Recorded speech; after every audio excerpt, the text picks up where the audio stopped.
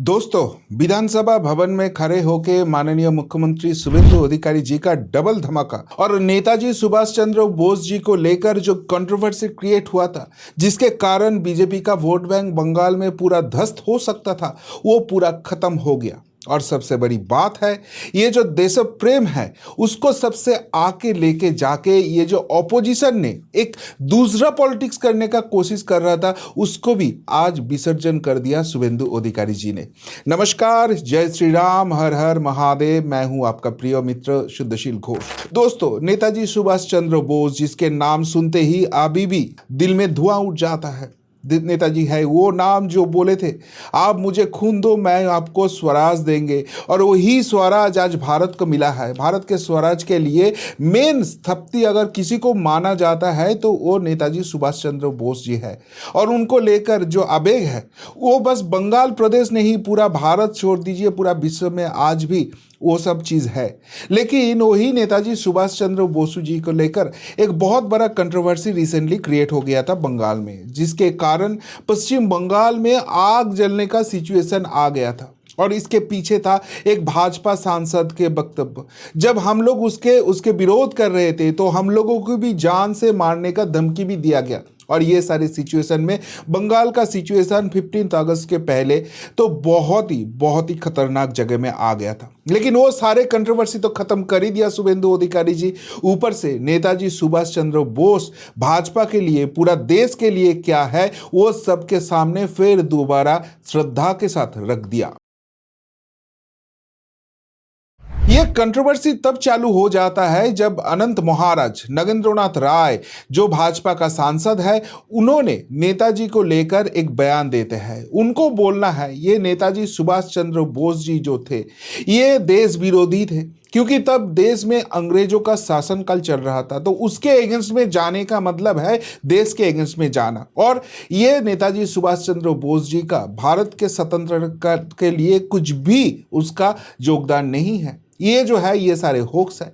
और ये नेताजी को ऐसे मानने का कोई चीज़ नहीं है। ऐसे बहुत ही अनाप शनाप उल्टा सीधा बयान उन्होंने देना चालू कर दिया। जब भी ऐसी चीज़ सामने आया सब लोग गुस्से में फूट पड़े। सब लोग सवाल उठाने शुरू कर दिया है कि भाई आपका हिम्मत कैसे है नेताजी सुभाष चंद्र बोस जी को लेकर ऐसे अनाप शनाप बोलने का। और उससे भी ज़्यादा गुस्सा आता है जब ये सब होने के बाद भी यहाँ का भाजपा का नेतृत्व पूरा चुप हो जाता है और सब लोग ये बोलना चालू कर देते हैं, जो तृणमूल कांग्रेस बोलते थे, जो सीपीएम बोलते हैं, वही क्या सच है? भाजपा क्या सच में बंगाल का विरोध में है? और इसलिए एक बंगाली जो देश के स्वतंत्र करने के लिए इतना बड़ा आत्म बलिदान कर दिया, उसको भी सम्मान अभी भाजपा से नहीं आ रहा है।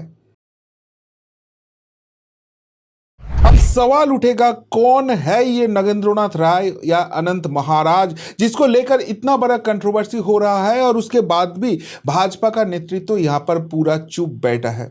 ये नगेंद्रनाथ राय है भाजपा का पहले राज्यसभा का सांसद बंगाल से। जब भाजपा को पहले बार किसी सांसद को बंगाल से भेजने को मिला था तो तब उन्होंने राजवंशी नेता ये अनंत राय को वहाँ पर भेज दिया था। लेकिन सवाल उठ रहा है क्यों? क्योंकि ये जो राजवंशी संप्रदाय है ये नॉर्थ बंगाल का एक अहम हिस्सा है और नॉर्थ बंगाल हमेशा से भाजपा के सपोर्ट में है। तो भाजपा का नेतृत्व को लगा था कि शायद ये अनंत राय को, ये नगेंद्रनाथ राय को भेजेंगे तो उनका जो राजवंशी वोट है वो कंसोलिडेट हो जाएंगे। लेकिन ये राजवंशी संप्रदाय का जहां पर सबसे ज़्यादा ठोस बनोट है वही कोच बिहार में 2024 के इलेक्शन में हार जाता है भाजपा। तो तब पता चल जाता है ये नगेंद्रनाथ राय कुछ भी नहीं है और उसके बाद ही उनका जो इंपॉर्टेंस है पार्टी में कम होते हुए दिखता है। और सिचुएशन ऐसे आ गया है, नगेंद्रनाथ को भी समझ में आ गया था कि भाजपा के उसका इनिंग्स ज़्यादा लंबा दर नहीं जाने वाला है, क्योंकि वो है तो एक 8th पास और वो सबसे बड़ी बात है नाम के आगे अनंत महाराज लिख देता है। लेकिन कुछ बिहार का जो रॉयल फैमिली है उस रॉयल फैमिली के साथ इसका कुछ लेना देना है ही नहीं। इसका कुछ सपोर्टर्स है और इसके लिए खुद को ही ये महाराज बोल दिया था। और जब इसने देखा कि भाजपा में उसका कुछ ऐसे उम्मीदें बचा नहीं है तो तब वो भाजपा के प्रॉब्लम क्रिएट करने के लिए बहुत सारे उल्टे सीधे चीज किया। ऐसे 2026 के चुनाव के पहले वो ममता बनर्जी के बहुत करीबी हो गए थे। ममता बनर्जी ने बंगाल का सबसे बड़ा अवार्ड बंगो विभूषण भी ये नगेंद्रनाथ राय को दे दिया था। ऐसे लग रहा था भाजपा हार जाए 2026 में, इसके लिए वो काम कर रहा था। तो अभी भाजपा तो जीत गया है, लेकिन जीतने के बाद ये अनंत महाराज या नगेंद्रनाथ का प्रॉब्लम और भी बड़ा हो गया है, क्योंकि इतने सारे कुछ करने के बाद भी वो भाजपा को हरा नहीं पाया। तो उसका अभी प्रॉब्लम ये हो गया है, उसका इंपॉर्टेंस नहीं है पार्टी में। वही बोलता है कि ये पार्टी का जब सीनियर लीडरशिप बंगाल में आते हैं तो कुत्ते को भी बुला लेता है, लेकिन मुझे नहीं बुलाया जाता है। तो आप समझ लीजिए इसका औकात क्या है। लेकिन वहां पर ही उन्होंने ये कंट्रोवर्सी चालू कर दिया। क्यों किया? क्योंकि जानबूझ के ये कंट्रोवर्सी करेंगे तो बहुत सारे हंगामा होगा और उसका जो फॉलोअर्स होगा नॉर्थ बंगाल में उसके सपोर्ट में टूट पड़ेगा। और यहां पर अगर सिचुएशन ऐसे हो जाएगा तो नॉर्थ बंगाल और साउथ बंगाल स्प्लिट हो जाएगा, और नॉर्थ बंगाल अलग से स्प्लिट हो जाता है तो वहां का सीएम बनने का ये उम्मीदवार हो जाता है, और इसलिए ये सारे कंट्रोवर्सी चालू हो गया था।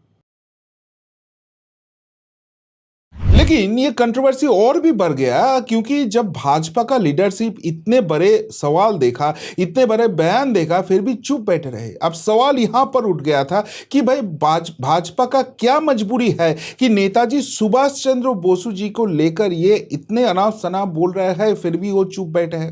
एक्चुअली भाजपा का जो लीडरशिप था उसने पहले ये डिसीजन ले लिया था कि हम इसके ऊपर और बयान देंगे तो ये जो बात है ये और फैलेगा और सिचुएशन आउट ऑफ कंट्रोल हो सकता है, तो इससे अच्छा है ये चुप रहना। लेकिन बंगाल का जनता इसको अच्छे से एक्सेप्ट नहीं किया। सबने ये चुप्पी पर क्वेश्चन उठाया, हमने भी उठाया, और जब हमने ऐसी चीज उठाया तो ये जो अनंत महाराज है, नगेंद्रनाथ राय है, इसका जो सपोर्टर है ये सोशल मीडिया में टूट पड़े और हमारे ऊपर जानलेवा हमले करने का ये दावा भी ठोक दिया कि आप लोग अगर हमारा अनंत महाराज को कुछ बोलेंगे तो आपका सर काट देंगे। इतने बड़े सवाल हो गया था और उसके बाद भी भाजपा यहां पर चुप था। तो सब लोग सोच रहा था क्या अनंत महाराज का जो ये बयान है ये भाजपा सपोर्ट कर रहा है, और नहीं तो ये भी हो सकता है कि इनके हाथ में जो राजवंशी वोट है, नॉर्थ बंगाल का वोट बैंक है, वो खोने के डर में इतना बड़ा बयान देने के बाद भी इसके अगेंस्ट कुछ भी स्टेप लेने का औकात भाजपा नेतृत्व का नहीं हो रहा था। और ऐसे अगर सिचुएशन होगा तो सब लोग भारी मात्रा में प्रोटेस्ट के लिए रास्ते में तो उतरेंगे ही,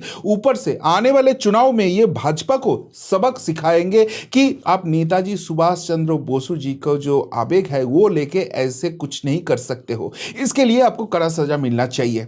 और सिचुएशन जब यहां पर गया तो तब शुभेंदु अधिकारी जी ने खेल दिया था एक मास्टर स्ट्रोक। आज विधानसभा में शुभेंदु अधिकारी जी ने दो चीज का ऐलान किया। पहले चीज जो है उन्होंने सीधी बात बोल दी कि नेताजी सुभाष चंद्र बोसु जो है वो भारत के स्वतंत्रता के लिए सबसे आगे है और इसके लिए नेताजी सुभाष चंद्र जी का अपमान करना किसी भी हाल में नहीं माना जाएगा। वो कोई भी हो सकता है, कोई भी मतलब कोई भी हो सकता है, लेकिन अगर कोई भी ऐसे अनाप शनाप बयान दिया है तो उसके अगेंस्ट भारी कार्रवाई किया जाएगा। जितना भी कानूनी कार्रवाई है पुलिस उसके ऊपर चालू करेंगे। जो सोशल मीडिया में इसके लिए अनाप शनाप लिखा है सबके अगेंस्ट केस फाइल हो जाएगा, सबका जांच होगा और कानूनी कार्रवाई के जरिए जो चीज इनको शास्ति में मिलना चाहिए वही चीज होने वाला है, किसी को नहीं बख्श दिया जाएगा। और उन्होंने बोल दिया 100 तक लोगों को अभी तक आइडेंटिफाई किया गया है और पुलिस को बोला है इसके अगेंस्ट सीधा आप केस करो। दूसरे भी छानबीन चल रहा है, वहां पर भी किया जाएगा। और सबसे बड़ी बात है, अगर ये स्टेटमेंट सुनने के बाद कोई अगर अपना पुराना पोस्ट डिलीट भी कर देते हो तो उसको भी नहीं बख्श दिया जाएगा। और बस ये पोस्ट डिलीट करने से कुछ नहीं होगा। आप कोई भी हो अगर ऐसे अनाप शनाप बोले हो तो आप इसके लिए सीधे दौड़ से बंगाल के जनता से और सुभाष चंद्र बोस जी से आप क्षमा मांग लो। उसके बाद सरकार देखेंगे, प्रशासक देखेंगे कि यहाँ पर आपके अगेंस्ट कुछ कार्रवाई किया जा सकता है या नहीं कर जा सकता है। अगर आप ऐसे नहीं करते हो तो कानूनी हिसाब से जो चीज करना चाहिए वो ही करना है। इसके मतलब शुभेंदु अधिकारी जी ने यह साबित कर दिया आप भाजपा का हो नहीं हो कोई फर्क नहीं पड़ता, लेकिन नेताजी को लेकर एक भी बात अगर उल्टा सीधा होगा तो उसको छोड़ा नहीं जाएगा। लेकिन यहां पर ही बात नहीं खत्म होता है, उसका दूसरा जो मास्टर स्ट्रोक है वो और भी जबरदस्त हुआ। शुभेंदु अधिकारी जी ने यह डिक्लेयर कर दिया अपने पार्टी के जो नेतृत्व है उनके साथ और जो सेंट्रल लीडरशिप है उनके साथ डिस्कशन करके अभी हर एक असेंबली एरिया में एक सेवा केंद्र खुला जाएगा, जिसके जहां पर लोग आएंगे, वो भाजपा को वोट दिया नहीं दिया है वो कुछ फर्क नहीं पड़ता है, और विधायकों से मिलेंगे और अपना जो प्रॉब्लम है वो सुलझाएंगे। और ये सारे जो सेवा केंद्र होगा तो उसका नाम नेताजी सुभाष चंद्र बोस जी के नाम से ही होगा। और जो ये कानून मानेंगे और ये सब चीज करेंगे, उस हर एमएलए को 30,000 पर मंथ मिलेगा सरकार की तरफ से वो सेवा केंद्र चलाने के लिए। इसके मतलब नेताजी सुभाष चंद्र बोस जी जिनको एस्टेब्लिश करने के लिए, जिसको रेस्पेक्ट देने के लिए नरेंद्र मोदी जी का सरकार ने दिल्ली के सेंट्रल पॉइंट से किंग द फिफ्थ जॉर्ज को हटा दिया और वहां पर नेताजी का जो मूर्ति एस्टेब्लिश कर दिया, वो भाजपा कभी नेताजी के अगेंस्ट हो ही नहीं सकता है। वहां पर कुछ कंट्रोवर्सी करने का किसी ने कोशिश किया और उसको अच्छे तरीके से सबक भी सिखाया जाएगा, लेकिन नेताजी हर एक का दिल में है, हर एक नेताजी को पूर्ण सम्मान करते हैं, वो चीज़ एस्टेब्लिश कर ही देंगे। और इसके लिए ये वाला जो चीज़ है, जब भी लोग आएंगे नेताजी का नाम दोबारा वहाँ पर गूंज उठेगा।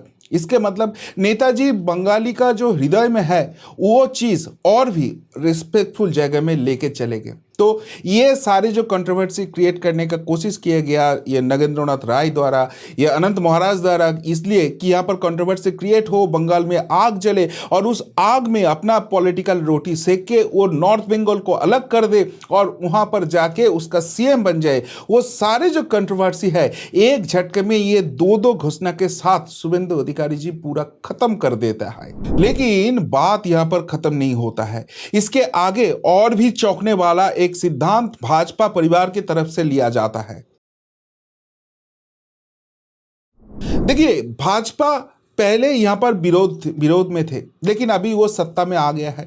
लेकिन भाजपा के बहुत सारे कार्यकर्ता है, वो जो ट्रांजिशन है अभी तक ठीक से वो फेस नहीं कर पा रहा है, उसको हजम नहीं हो रहा है। तो इसलिए ऐसे कुछ बयानबाजी चल रहा है, ऐसे कुछ कारनामा चल रहा है जो पार्टी के लिए, सरकार के लिए बहुत ही खराब एक निदर्शन जा रहा है, एक मैसेज बहुत ही खराब जा रहा है और जिसके लिए यहाँ का जो वोट बैंक है वो गुस्से में आ रहा है और जिसका नतीजा अगले आने वाले चुनाव में भाजपा को देना पड़ेगा। और इसको अच्छे से हैंडल करने के लिए कई स्तरों का यहाँ पर इस्तेमाल अभी भाजपा का जो नेतृत्व है वो करने वाला है।